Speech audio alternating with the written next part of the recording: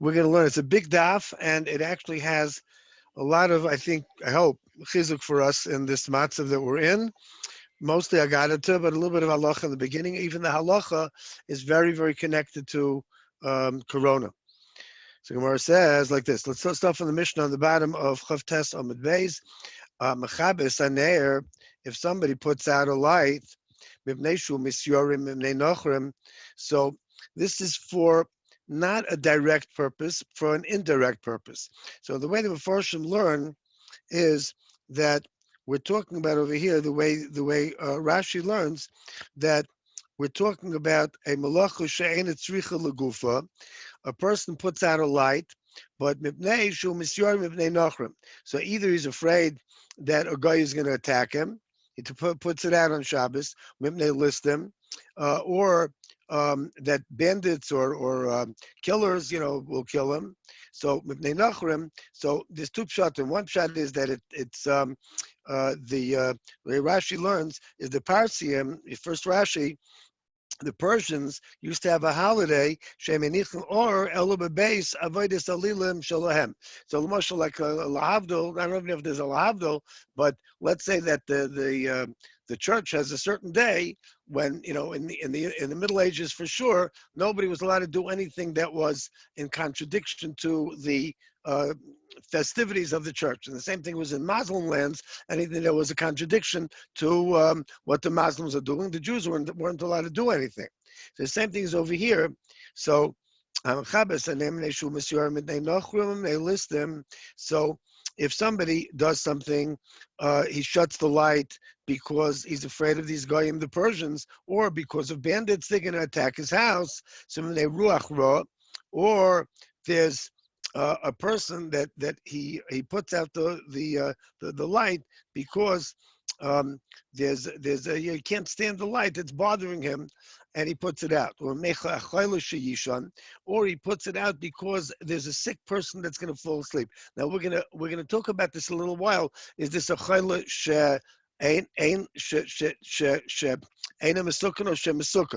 because there's a big machlokes rishonim. We'll soon see in a minute if you're allowed to do something for a person who's in a sakana, even if it's not direct, it's not medicine or anything else. It's just something to make him comfortable. So this is a big machlokes rishonim. It's very negay halacha l'maisa, unfortunately these days. So potter in all of these cases. So the guy's potter. So the rishonim say potter means potter aval also. You're not allowed to do it lechatchila, but b'de'evid, if a person did it, he's potter. He's not chayiv anything. Now, kechos al air, but if he puts it out because he wants to spare, the lamp. What does that mean? He's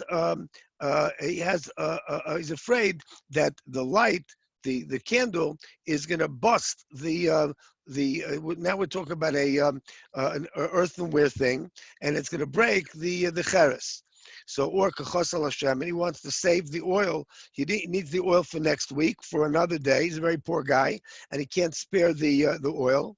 Or kachos lapsili wants to save himself the wick burning. He doesn't need the lamp anymore right now. So he wants to put it out on Shabbos. So chayiv, he's ready to go to sleep anyway. So by us, we don't put out the light. We generally have the Shabbos clock these days going out. So chayiv, then he's chayiv. So the Gemara says, the Mishnah rather says, Rabbi Yossi pointed bekulan. Rabbi Yossi holds that in all these things, so it's not really amlacha shetzricha legufa, it's amlacha she'ein tzricha legufa.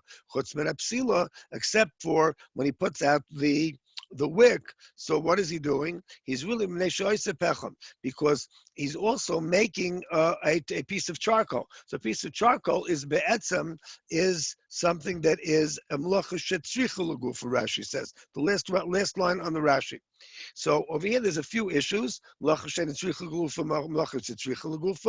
And also, as we said, what is mutter when there's a pikuach nefesh? So we're going to get into this in a moment, including the machlokes rishonim.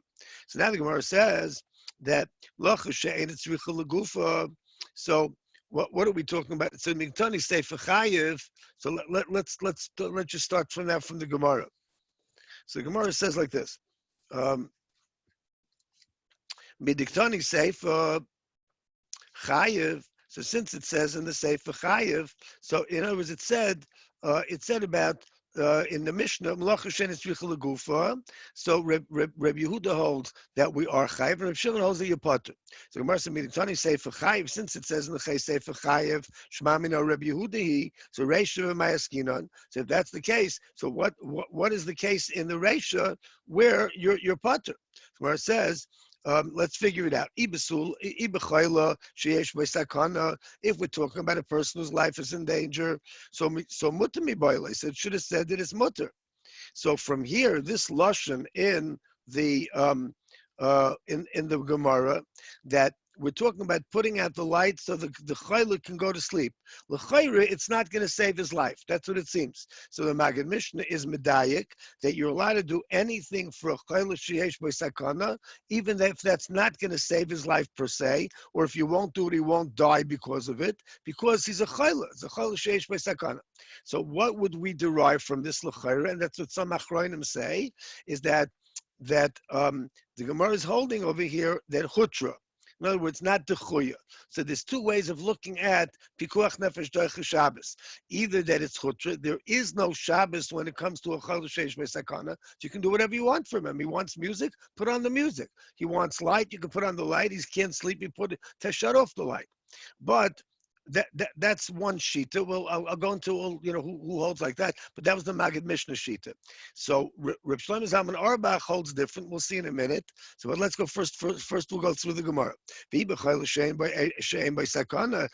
ain by sakana, and bichlal the guy is just he's got a headache or something, he wants the light out. So chayav chatas mi bayile. So it should have said he's chayav chatas because obviously the Rishonim say even if it was the Beis Hamikdash was standing and the guy did it on purpose, and there would have been, let's say, Eidos, so he'd be Chayiv Skila, right? But if there's a Hasra and everything else. But now the Mishnah didn't want to talk about such onerous things, so Mishnah talked about a guy that's B'Shaygeh, he's Chayiv Achatas. So Mar says no. Really, it should have said it's mutter, and as the Maggid Mishnah is medayik, that you can do anything for a chayla sheyesh by sakana. However, I did the Baila Misnei Sefer Chayev, because in the Sefer it says Chayev because we're talking about a chayla sheyesh by sakana Tanam Reisha Potter, but really it didn't mean Potter Aval Osir. It really meant that it's mutter completely. So now the Gemara brings another akasha. So what are we going to do with the following brisa? In the brisa it says in bishvil achayla sheyishon. So let's say that it said in the Mishnah, and the brisa adds to this, that we're talking about putting out a nair so that a sick person can fall asleep. So lo yechabe, so you shouldn't really extinguish it because it's not for a chayla sheyesh b'sakana. It's time for a chayla v'im kiba. But if you did put it out, pater aval asur, so he's pater, but it's still asur. So the Gemara says, "Hahi b'chayil sheyesh b'sakana of Reb Shimon." So you have to put these two things together. It's not a chayil sheyesh b'sakana, because then it would be mutter completely. But it's a chayil sheyesh b'sakana, and Reb Shimon. This is Reb Shimon that holds that since it's a malacha shein it's tzricha legufa, so it's not asur midairaisa like Rabbi Yehudah holds. It's only asur midarabban. So. Now we're going to get, this is like kind of the beginning of the Agadita, and I'm afraid I don't know how long this is going to take. Where we start at 7:30, we're technically supposed to finish at 8:15. It's a big daf, but if you're asking, maybe we'll go a little bit over. I really wanted to say something on this halacha l'gabi halacha she'ein tzricha legufa and the halacha of pikuach nefesh. But first we'll We're not going. We have nowhere to go. Okay, good. Shkayach, thank you. So we're happy to be here. All right, good. Shkayach. So shol she'ilazu le'elu midrab navi. So there was a shal that was put in front of Rav Nachman, Rav Tancha rather. Some call it, some pronounce it Neve, which is also like an interesting place, or Navi, which means something else. Some people say Nuvi. There's a lot of ways to pronounce this word. So they asked the Shaila, and the Shaila was asked in front of Rav Tanchum, and the Shaila we'll soon see Rav Tanchum was actually more known in Shas for his Agadata, his expertise in Agadata. So a strange thing happened. Instead of answering the Shaila, he decided to tell them a nice word. So Mefarshim say that if this would have been a shaila halacha l'maisa, he would have been mechuyev to answer it right away, because a shaila, every rav in the world does this, gives priority to any shaila of pikuach nefesh. So it sounds like it was a shaila of pikuach nefesh. Ma'u lechabes b'tzina denora, are you allowed to put out a light? Um, you're allowed to put out a light, mikame be'isha b'Shabbos. So what's be'isha? It's a very funny word. It means apparently the person that is sick, so sick that his life is in danger. So apparently it would seem that this was stam like a shaila, a hypothetical shaila, because otherwise Reb Tanchum would not have given a whole long drasha. We'll soon see it's most of the daf before he even got back to the shaila. But maybe we'll discuss it a little bit more. There might be some other truths. So he started saying like this, and this is very strange. It says, he made believe he's talking to Shlomo HaMelech. He said, An Shlomo, you Shlomo, on Chachmasach, where is you're supposed to be the smartest person in the world. The Rishonim say that it says about Shlomo HaMelech in Navi, Vayechkam Mikol Adam, the smartest person in the world. So where's your smartness? So then, on, this is a funny word, suchlasa nusach. What does that mean? It comes from the word seichel. Where's your deep understanding? Now, what did he say to Shlomo HaMelech? Not only do I have a kasha on you from David, you in your own svarim, if it's shiur, we'll see, or it's Kehillas, or it's Mishlei, one of his three svarim, they contradict each other. So I just want to answer this one question. Why did he speak like this to Shlomo HaMelech? You want to say, there was once a Shlomo HaMelech, and I have a kasha on him because there's a stira in his words. Okay, fine, Adarabba. But so there's a very interesting, I don't know if you ever had this, but the Gemara says, "V'hayu einecha raya," says Ma'irech. It's a pasuk, and we learn out from this that la'olam yehibala shmua oimed keilu oimed lefanecha. If you say something over the mashal luyitzu, you say something over from Rabbi Feinstein. Let's take an example. So you should make believe that you have a picture in your mind of Rabbi. Everybody always saw a picture of Rabbi Feinstein, and you're gonna say it over with the same derech eretz and the same respect as if Reb Moshe is in front of you. So Reb Tanchum was mekayim this even by people from Tanakh, like David HaMelech and Shlomo HaMelech. That's what some of the Mefarshim say. So he said like this, David Avicha. I don't even know what they look like. Oh, yeah. So how would we even know? But he said, someone who's 10 amas tall. I mean. Yeah, so it's a very good point. So it seems though that what he's saying is that it's a good kasha, by the way, on the Mefarsh that says, Yitzhi's asking good kasha, Mela Reb Moshe, we know, I gave Moshe Reb Moshe, who knows how David HaMelech looked or Shlomo HaMelech looked. So first of all, it could be he's a Tana, maybe he does know. Okay, that's the first thing.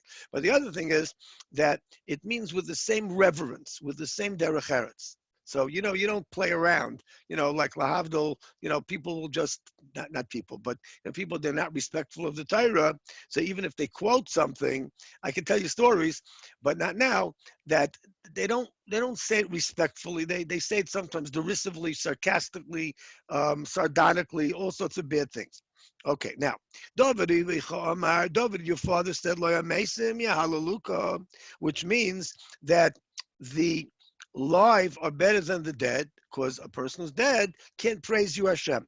But you, Shlomo, because he's talking to Shlomo HaMelech, said, I praise the dead. This is from Kehillas. I praise the dead that already died. There's a famous kasha. What did he mean? The dead that already died. If we have a chance, we'll deal with it later on. It's a good kasha if you're thinking of it. But then you also said, you Shlomo, so that's how there's a kasha from on Shlomo HaMelech from Tehillim. We're going to say it Mitzvah Hashem soon in Hallel. So Hallel says, the dead can't praise you. So that means that only a live person is privileged to praise HaKadosh Baruch Hu. So you see that the live are better than the dead. And then you yourself said, that I praise the dead that are better than those that are alive.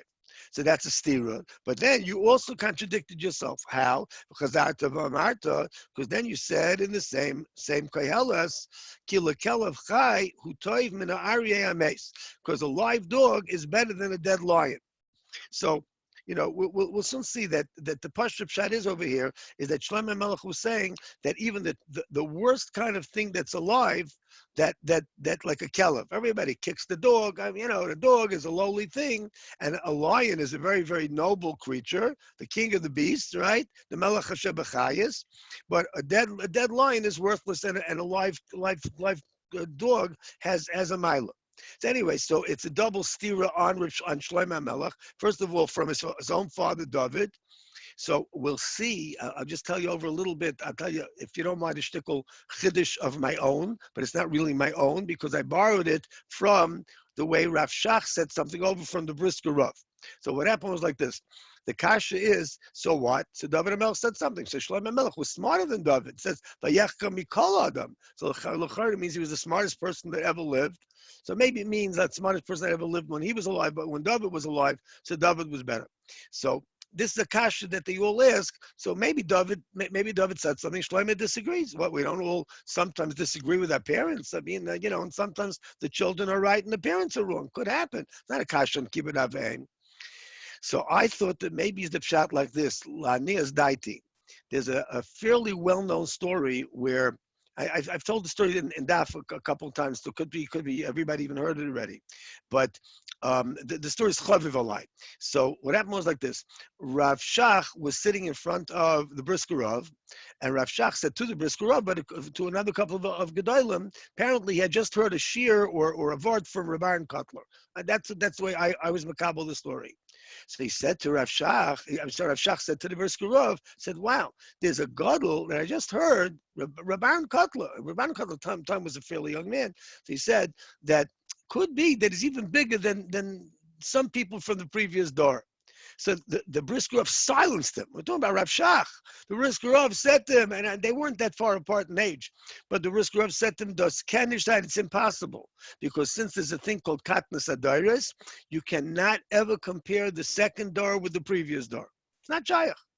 So I was shocked at this because many people say that the Vilna Gaon was bigger than, let's say, Vilna Gaon was in the 1700s. The Vilna Gaon was bigger than people in the 1500s and in the 1400s. Maybe not bigger than the Rishonim, although I saw some, very big Hasidim, so to speak, of the Gra that said that he was even bigger than the Rishonim. But let's say till the Rishonim, it's a couple of hundred years.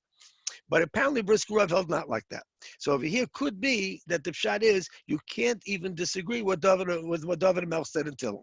And the other thing is that once it's in Tehillim, so it's not David.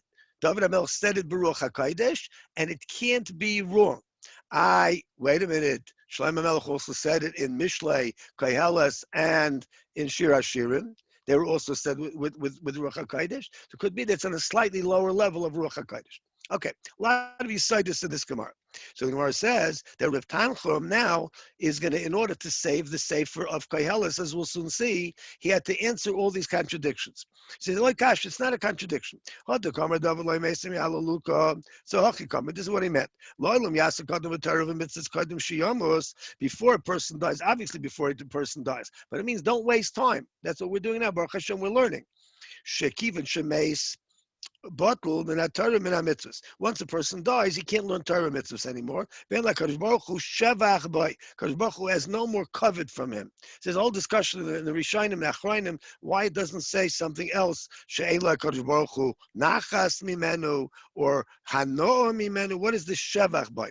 But it seems that Kadosh Baruch Hu kavayachol is praised because of the people that learn Torah and do mitzvahs. Not only the person is praised, but Kadosh Baruch Hu is praised. So therefore, I should show them mitzvahs, things like that. Okay. So anyway, Rav Tanchum says, "I'll bring a riot behind the dome." Rabbi Yochanan. This is what Rabbi Yochanan said. What does the pasuk mean by Meisim Chavshi? So the pasuk says like this: I can be counted like the dead who are free. Can I be counted like the dead who are free? It's like a question mark. Where it says, once a person dies, so he becomes free of Torah and mitzvahs. That means he can't learn anything. That's what the Gros said, by the way, even though we're coming up to Pesach, but the Gros nifter on, I think it's Cholamayit Sukkot. Anyway, one of the days was Sukkot for sure, but I think it was Cholamayit. And he said he was sitting there and he had his tzitzis on. So he started to cry. So his family said, "What are you crying, Rebbe? Tati Zaidi?" He said, "What are you crying about? You did all this for Klal Yisrael," and they listed the svarim that he wrote, etc. So he said, "No, you don't understand. In this world, I pay a couple of bucks. I can," and he kissed his tzitzis, he held his tzitzis, and I can do a mitzvah. I'm going to the place, he said, soon that I can't even do mitzvahs.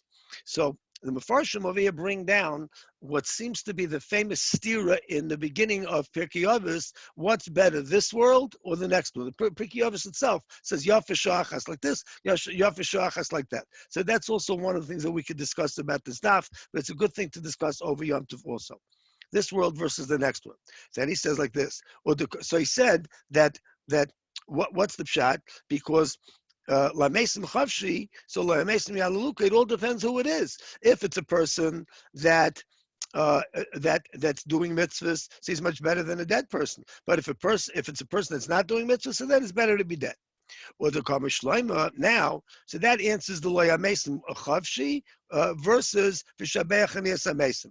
But now he says, what about the stira between Shloima Melech and Shloima Melech?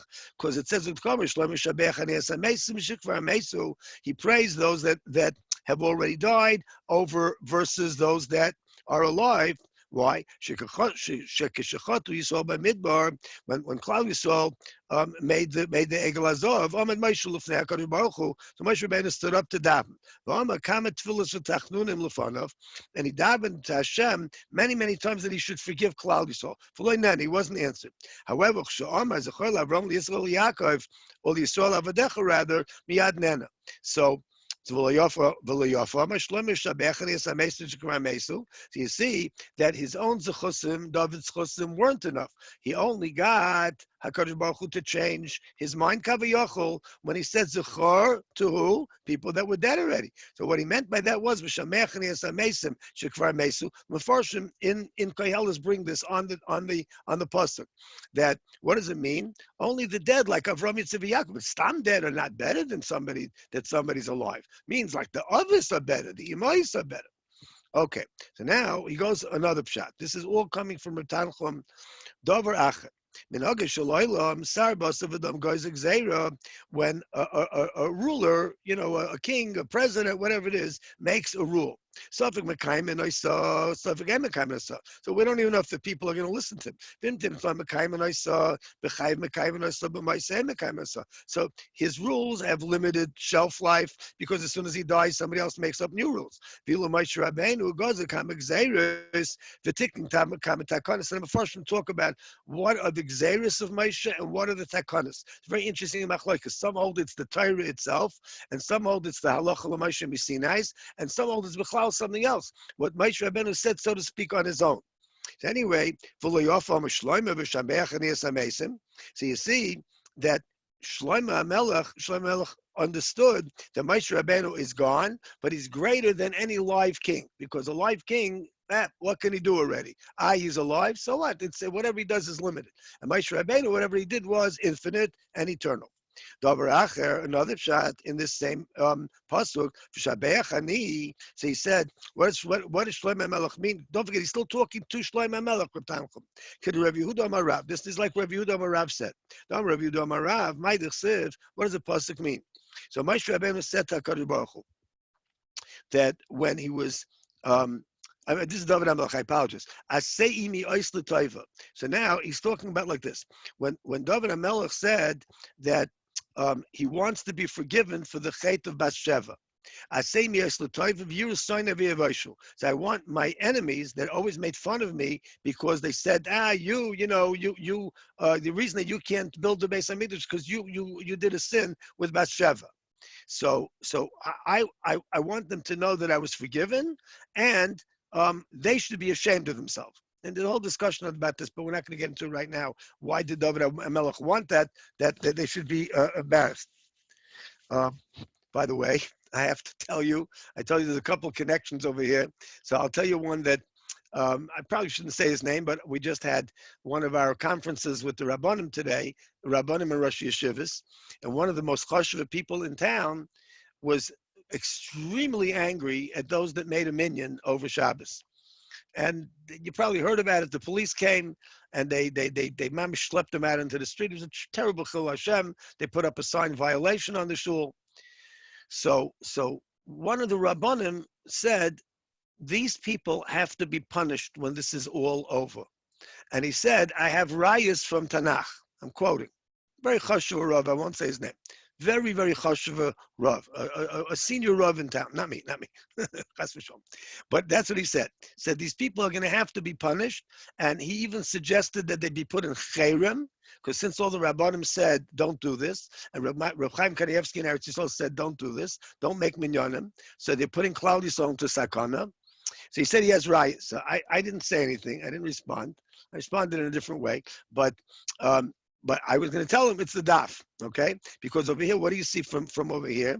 That if somebody does something, so there will be consequences and there will be repercussions. Because David HaMelech said that I want my enemies. Okay, good. Let's say I did something wrong. It's between me and Hashem. This was a ben adam lamakam, not ben adam lachavei, right? And it wasn't public, whatever it was. So they made fun of him. So David HaMelech said, may my enemies see, and may they be humiliated. So you see that David HaMelech held that this is something good to do. Anyway, we'll go on. So David HaMelech said, please forgive me for what happened with Bathsheba. So you're forgiven. So Amaloi, he said, but I'd like to see from you, Kadosh Baruch Hu, some kind of a sign that I was forgiven. Okay, you told me, but I want to see something that will tell me and everybody else that my tshuva was accepted. Amaloi, so Kadosh Baruch Hu, by the way, my Rabbi also has a very big mimer on this in Pachad Yitzchak, which I'm not going to say over. It's a 20-minute thing. That's about all the time we have left anyway to learn the whole daf. But I'm just telling you this, all the Gedolim talk about this Gemara. Amaloi, so Kadosh Baruch Hu said to David HaMelech, B'chayecha eini modia. I'm not going to show you a sign during your lifetime. B'chayei Shlomo ben Chani modia. But during Shlomo's lifetime, I'm going to show you. So, Belinet, if you don't mind, I'm going to suggest a pshat that we might even bring into the Seder, into the Haggadah. Why HaKadosh Baruch Hu would not give, he refused him, he turned him down. I'm not giving you a sign during your lifetime, but during your son's lifetime, I will. So anyway, it's going to come up in a couple of minutes. So now, Keshubban Shlomo is Bais HaMikdash. This is a very famous Gemara. It's also in the Medrash, but our Gemara says it a little bit differently than the Medrash. So now, Shlomo Melech built the Bais HaMikdash, and he's ready at the end of the binyan to bring in the Aron. So a nace happened against him. All the other nisim in the Bais HaMikdash were on his side. This was against Shlomo. So the doors refused to open. The machlok is what these renanos are. Either they're all psukim variations of the word rina that he said, or some say it's rina, tefillah, all sorts of other words, and some say it's the first 24 kapitla in Tehillim. So anyways, he said 24, Nani wasn't answered. Till the end, at the end of this, the 24th kapitel in Tehillim, Pasav Omar, Sushar Roshechem Inasu Piskei Oilam V'Yavim Melech HaKavod. So the gates should open up and let the king of honor come. So it wrote to Basrei Lemivlei. So the gates were running after David, and they weren't happy, because they thought David meant himself. Amru, Mizeh Melech HaKavod. Now this is what we say in Tehillim that David later on wrote. Mizeh Melech HaKavod. So who is this Melech HaKavod? Amlahu Hashem is V'Gibor. I don't mean myself. So Chazav Omar. Then he said, Susham Roshechem V'Sul Piskei Oilam V'Yavim Melech HaKavod. Now you know who's the Melech HaKavod. Who's the Melech HaKavod? Hashem Tzavakis Melech HaKavod Selah. V'Leinena. He still wasn't answered. It was very sad. So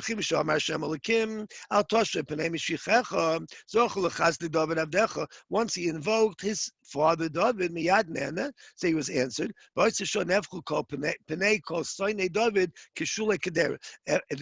Today we say that they turned white. If a guy hears something shocking, he turns white.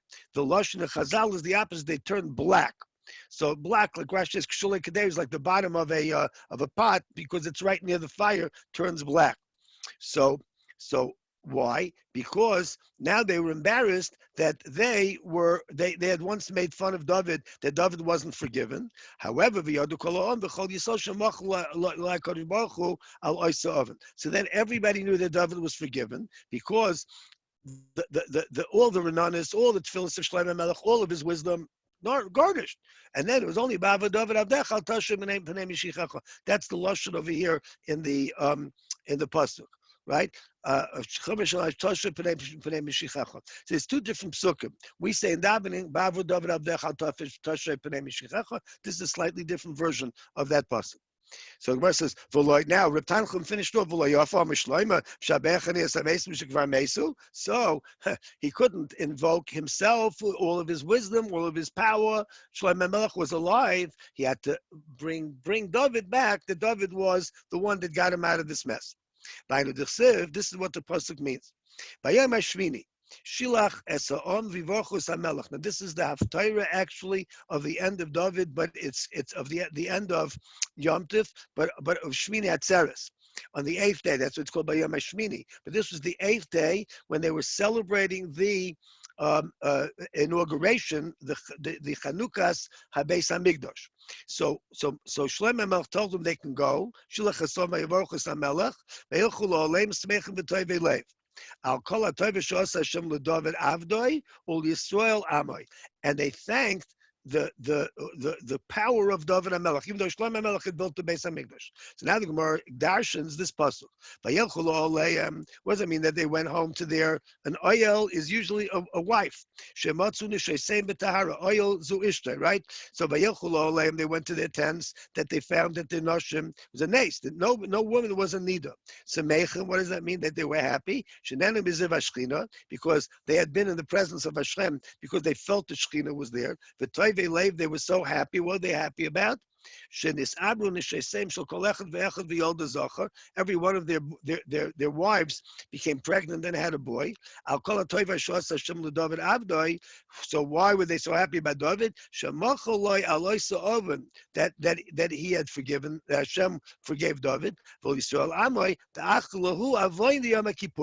little bit more delicate, because Klal Yisrael at that time, with the approval, some say that even with the edict of Shlomo HaMelech, they ate on Yom Kippur, because the celebration came from before Yom Kippur, through Yom Kippur, then through Sukkot, ending with Shmini Atzeres. So they ate on Yom Kippur. So Lamaisa, they didn't do anything wrong, but they felt that they needed a kapara because they ate. They felt funny eating on Yom Kippur. So they got from the Rabbi Shalom also that they knew it's a good thing when a person knows that he's been forgiven. So now he goes back to what he was talking about before. The Ka'amar Shlomo, now he's going to answer the other things. But the Ka'amar Shlomo, that which Shlomo Melech said, that a live dog is better than a dead lion. Like Yehudah Morav said, what does the pasuk mean? So David HaMelech asked Hashem, please Hashem, tell me when I'm going to die. Umidas yomai all these things seem to mean the same thing. Tell me my kates, that means the end of a person's life, and how long I'm going to live, midas yomai, and mahu edo machadolani. When is my life going to be over? So first we discussed why he had to repeat all these things, but the bottom line was that he wanted to know from the Rabbi Shalom when he's going to die, so he can do tshuva, etc. Tell me my end. Told him, nobody knows when they're going to die. By the way, obviously throughout history, there were many Gedolim that we found out later on knew when they were going to die. The most typical, I don't know, typical is not the wrong word, but the most kind of stark example of this was the Friedrich Gerer Rebbe, the Reb Pinchas Menachem, the Pnei Menachem. So he always used to tell his wife good night, and that night he told her goodbye, and she didn't chap till the next day when he had passed away.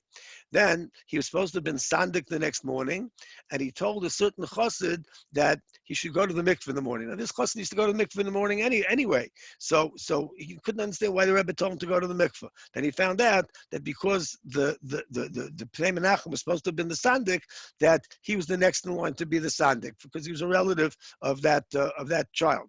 So he became the standing. All sorts of things that came out at the Petira. So he apparently did know. So what does it mean over here? But nobody else, nobody wanted to hear it from Hashem. So other people get like some kind of an inkling or something like that. David So, didn't know that he got 70 years from Adam. He didn't know we're that coming to whole that. milestone. Yeah, we're coming to that. But he didn't know when it was going to end. He didn't know which day. You're asking a very good question. So he said,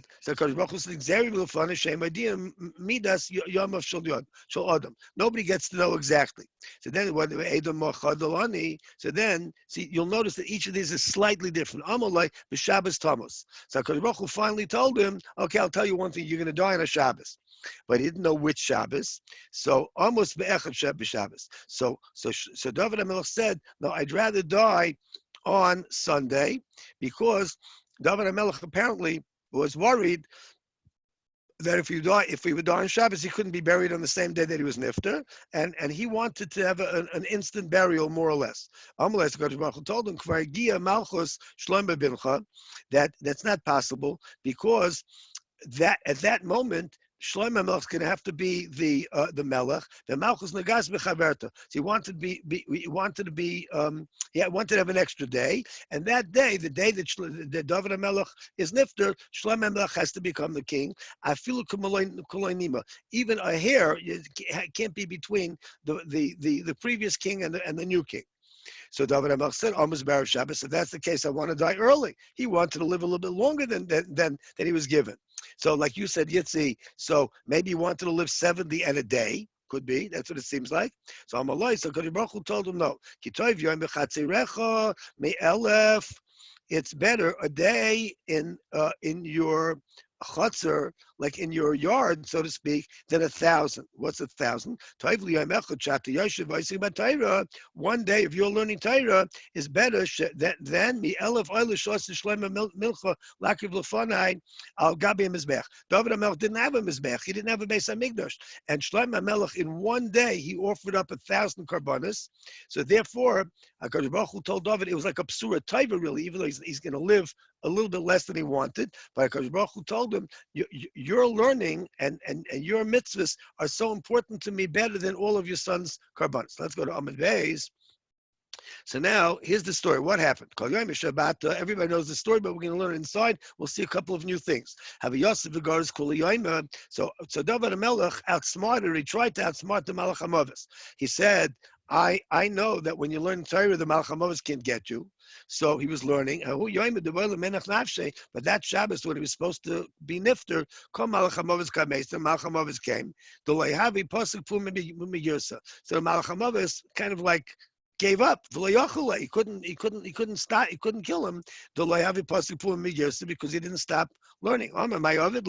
So he basically said, it sounds like to the Rabbi Shalom, where he's talking to himself, I'm supposed to do my job and I can't kill this guy. So David HaMelech had a beautiful orchard behind his house, like a king. Also, Malach HaMavis went into the trees and he rustled the branches. So David HaMelech got like a little bit, you would think that maybe he would have figured it out, but could be HaKadosh Baruch Hu didn't let him figure it out. So he went out to see what's going on. So he went up on a step. He apparently was like in a basement trying to maybe hide, but that's where he learned. I don't know. Ishtik v'noch nafshi. So he stopped learning for a second when he interrupted his learning, and that's when he died. So now that he died on Shabbos, so Sholach Shlomo l'bei Medrash. So now Shlomo Melech sent the following shaila to the Beis HaMedrash. So there's all sorts of talk why Shlomo Melech didn't paskin for himself.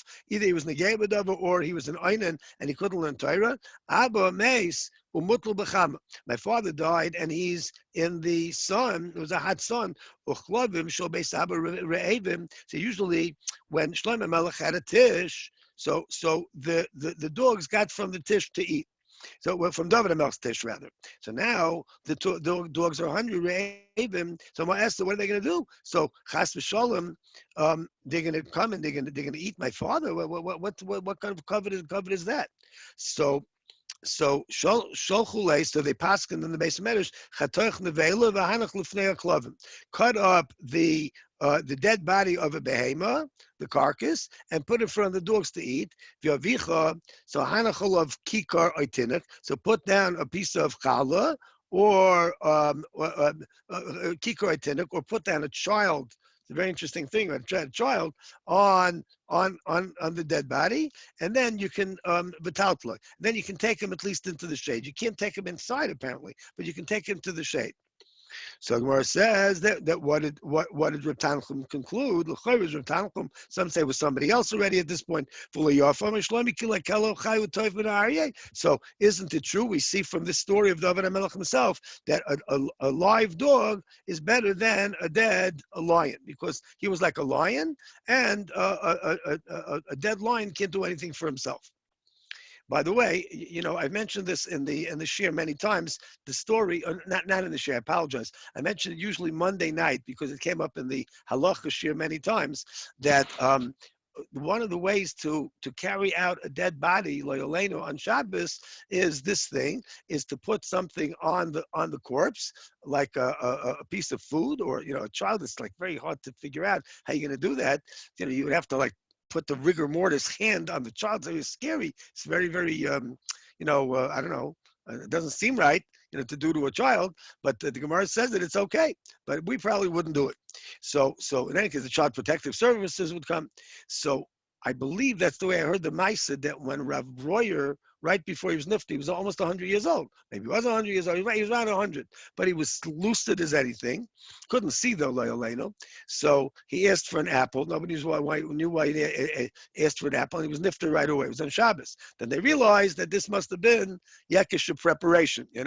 He took the apple, and then they could carry him, and put him wherever they wanted to put him. Because otherwise, the dead body is muktzah. So Mar says, so now, he said, Reb Tanchum continued. That's why I think that the other one is also Reb Tanchum. So the question was, what about the shaila of the ner? So listen to what he meant. Ner kruya ner. So a candle is called a candle. The nishmas shaladim kruya candle, and the neshama of a person is also called a candle. Mutav tichbe ner shel basav adam b'mnei ner shel HaKadosh Baruch Hu. So it would be better that a candle which was made by a human being should be put out, rather than the person that was made by in other words, the assumption over here was that the person, we're going back to the halacha, that he was passing over here the halacha. So Rashi learns over here that this is that you can do whatever you want for a person that's very sick. And Rashi learns that this is the makar, one of the makaris, that Ner Hashem Nishmas Adam. But the Emes says, the Mefarshim point out that the real pasuk is V'chai B'hem V'lo Sheyamus B'hem, is that we're allowed to be Mechal Shabbos for a person to save his life. So that's why some say over here that La'olam, we're not talking about a person that is going to die. This is a person that is very, very sick. Or the person's going to die, but he's not going to die from lack of sleep. So still we're allowed to turn out the candle. That's what the Maggid Mishnah says, because the chiddush over here is that Shabbos is hutra. That's what some Rishonim learn. Maggid Mishnah was a Rishon. Shabbos is not dechuya, and you can do for not a dead person, but a person that could be dying, anything that he needs, including giving him a little bit of menucha. Okay, let's go further. I'm review the bread of Shmuel Bar Shilam Ishmei the Rav. Bishkachom Lignich Sefer Kehillas. So now we go. Why did the Gemara bring down this whole thing? Because the Chachamim, they knew that there's 24 books in the Bible, Chaf Dalad Kisvei Kodesh, and they wanted to get rid of one of them, which was Kehillas. Wasn't going to get rid of it, bury it until Mashiach comes, because people were going to get confused. They're going to see that there's contradictions. So Bishkachom Lignich Kehillas, they should verb Soshim because they contradict each other. Why didn't they? In the beginning, there's a halacha. We'll soon see it's not exactly halacha, but it's divrei Torah, and at the end is divrei Torah. So even though in the middle there's some contradictions, don't worry about it. We'll resolve it. like Reb Tanchum now resolved it. Kehillas divrei Torah. What's it say? What does it say in the beginning that's so important for us to know? So what does a person get out of working so hard in this world? And what do we learn from that? In Yeshiva Rabbi Yanai, they said, so in this world, you don't get much out of this world. So kaidem shemesh, but when you work on something that came before the sun, what came before the sun, the Torah, yeshla, then you have something out of it. So that's what the famous thing that many Gedolei Yisrael said. They asked him, so what do you like? What kind of money do you have in the bank? For instance, the Abar Benel, famous story. The king asked him how much money he has. So he named some amount. So the king said, no, off with his head. I'm going to throw him in jail because the guys that hate his guts, the other people that were jealous of the Abar Benel, so these were Christians. They ratted on the Abar Benel, that not ratted, that's not true. He didn't take anything, that he embezzled. So then finally, the king called him and said, "You're such a smart guy. Didn't you know I'm going to figure out how much money you have? How come you lied to me?" He says, "No, I didn't lie anything. And I'll prove it to you. You took away all my money already. You took anything that I had in the bank, you took it out because, Your Highness, it's yours. The only thing I have that is really mine is what's up in Shemayim, that which I gave to charity." And he showed him that he had given that amount to tzedakah. So here also, the only thing that we have in this world is the mitzvahs that we put away. Okay, let's go a bit further. Sefer Divrei Torah, what's at the end of Kehillas, which is also a Dvar Torah that we can live by. The Chsiv Seif Dover HaKol Nishma. At the end of everything that Kehillas said, as Elokim Yerov His Mitzvahs Shemar, you should fear Hashem and keep His mitzvahs. Ki Zeh Kol Ha'adam. That is the essence of man. Where I asked, Mike Zeh Kol Ha'adam, Am Rabbi Eliezer, Kol Ha'olam Kulo L'Nivra El B'Shul Zeh. The entire world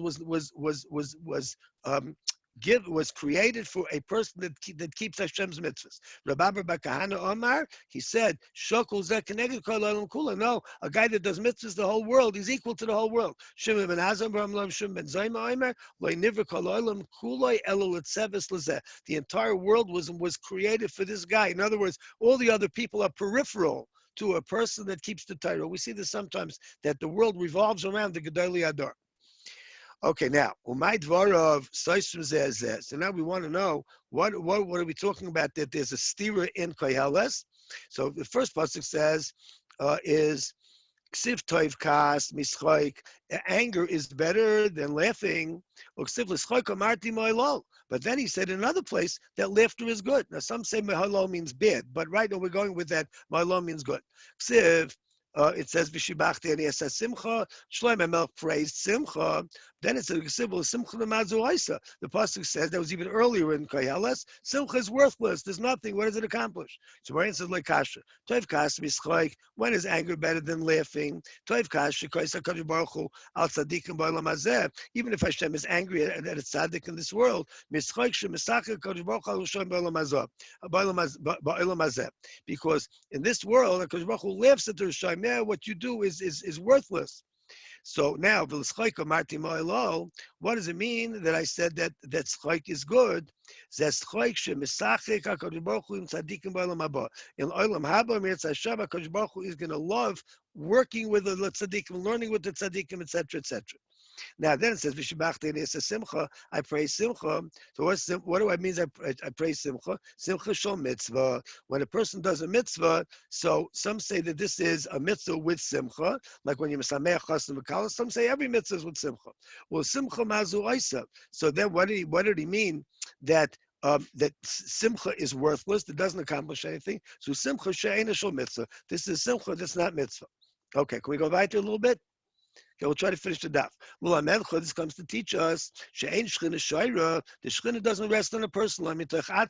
Not if he's depressed. Or he's lazy. A lot of pshatim on this. We don't have time.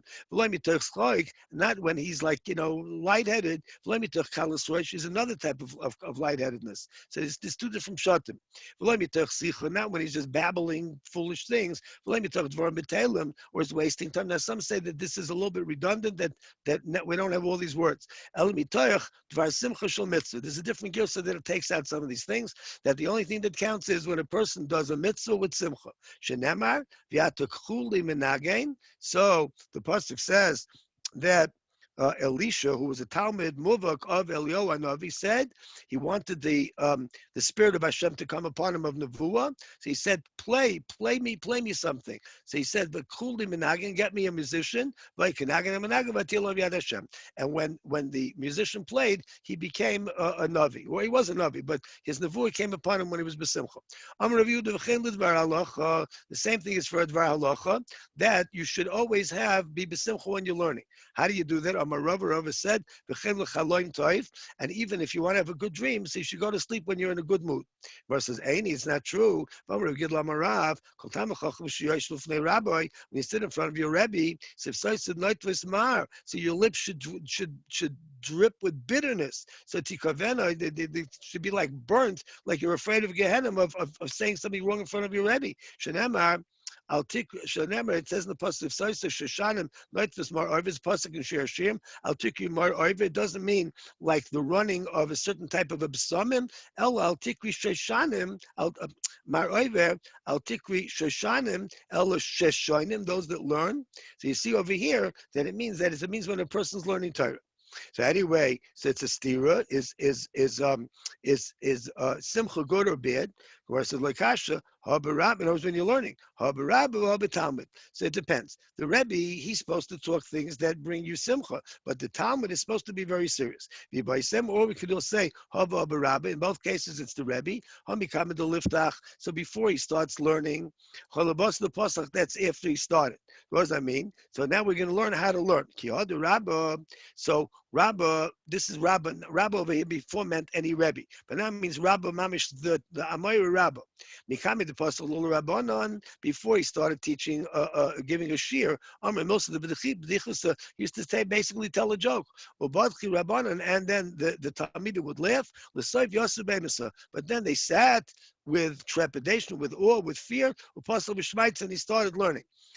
There's a Pnei Yeshua someplace, I think it's in the Hagdama to say the Nashim, I didn't have a chance to look it up, that says, okay, I'm writing a new sefer called Pnei Yeshua. His name was Yeshua, of course. So he said, okay, let me tell you a joke. And then it's like a 5-page pilpul. He said, okay, joke's over, now we're going to learn. So, that was his joke, all right? But Rabbi Yankel Galinsky, everyone knows who he was. He's one of the most famous Magidim. Him and Rav Shvadron were close friends. They were very, very close Magidim. So he writes in the Hagdama, you can look in his Haggadah. He writes in the Hagdama to his Haggadah, he writes that he's going to tell a few jokes. So he said, it says in the Gemara in Shabbos, he says, quotes Daf Yomi Bais, it says, you're only supposed to tell one joke. So he says, that was the time of the Gemara. Today, nobody's going to listen unless every once in a while you tell a joke. Like an interesting thing. Today, a Rebbe or teacher needs to be light throughout. Okay, let's go a little bit further.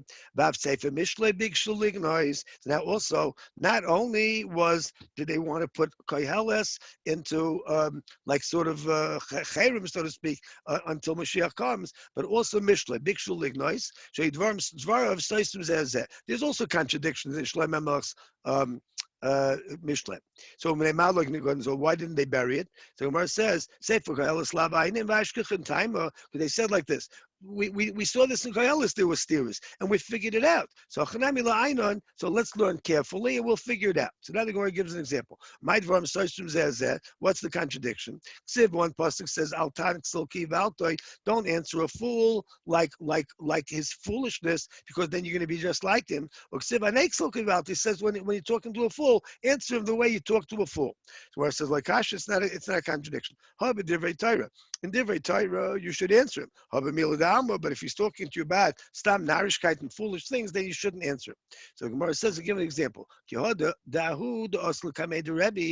Somebody came to Rabbi Amalei, so he said to Rabbi a very chutzpahdik thing. Ishtecha ishti. Now, it seems that these two stories are both Rebbe, even though the next story is going to say but a lot of Rishonim, I'm going to go with that, say that both stories are with Rebbe. We'll see in a minute why. Somebody came to Rabbi, said to him very chutzpah, said to him, Ishtecha ishti, your wife is really my wife. Ubanecha banai, and I fathered your sons.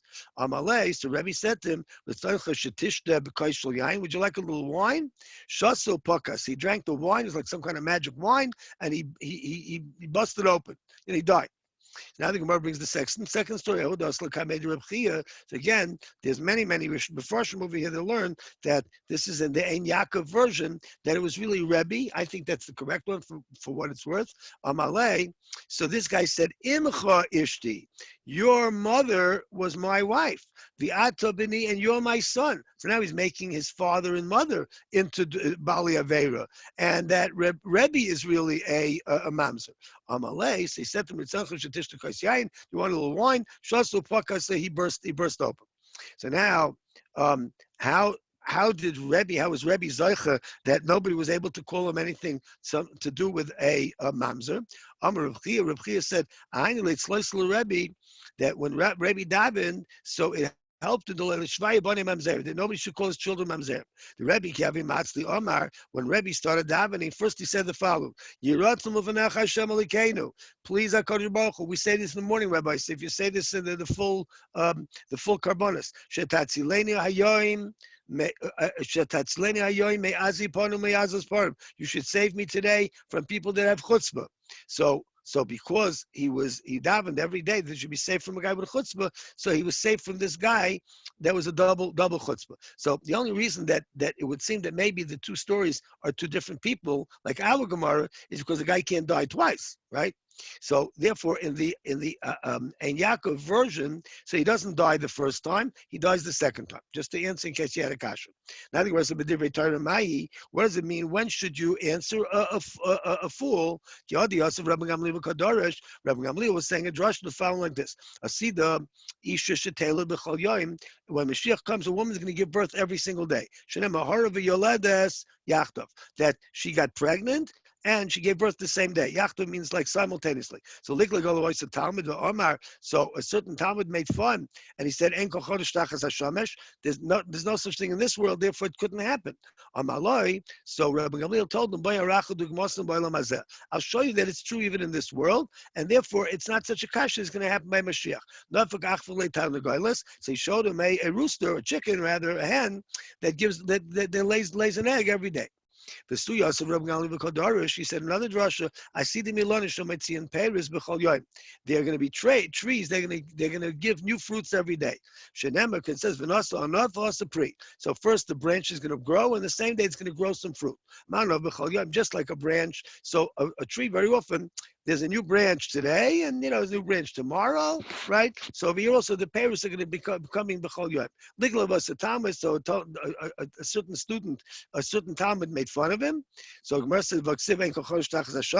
so he asked, doesn't it say he was a smart guy, right? This is also in Kehillas, by the way. I'll show you that this can happen. So he showed him it's a certain kind of a bush, that this bush has 3 different types of fruits. So in other words, it has like it brings forth like a shoot, like that you can eat it, and it also has flowers, which apparently are edible, but I'm not so sure, and it has fruits. So you see that all these things are possible in this world. Now, in another version of the story, so the guy dies after making fun, but first he heard the answer. Now, the next thing is like this. I see the Eretz Yisrael. So when Mashiach comes, so the earth is going to give forth trees that you can go just take a loaf of bread off of the tree, and clothing are going to come out of the earth. Shenemar, it says, Yehi pisas bar ba'aretz. What is pisas bar? Pisas comes from the word like soines pasim. It means clothing. The clothing is going to come out of the ground. Liklo v'osa Talmud, he said, no, it's impossible. En kol chodesh tachas hashamesh. Amalei, so Gamliel told him, I'll show you even in this world that there is. Nafak achvulei kemena pitris. He showed him some mushrooms and other things, truffles, that grow very quickly right on the bark of the tree. They pop up. Bad koira. And as far as the clothing that's going to grow, so he showed him that there's the heart of palms, that they're very fine, and they can be rolled over into clothing. Okay, we'll stop by the Tana Rabbanan. We'll do this Tana Rabbanan tomorrow. Emirat Hashem. There's a lot of beautiful pshatim over here. I wish I could say all of them. Maybe we'll just leave ourselves with one little pshat, and I don't even know which one I'm.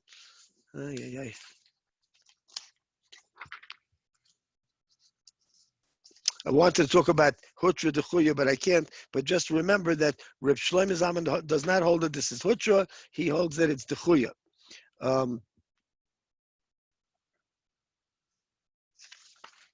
Sorry, just one more thing I wanted to tell you over.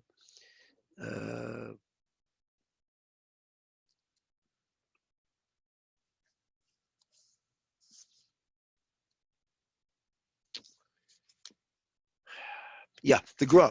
So the Gra, I want to just tell you one thing. So the Gra says on the pasuk that we said that Mishemes Adam Nasa Chavshi.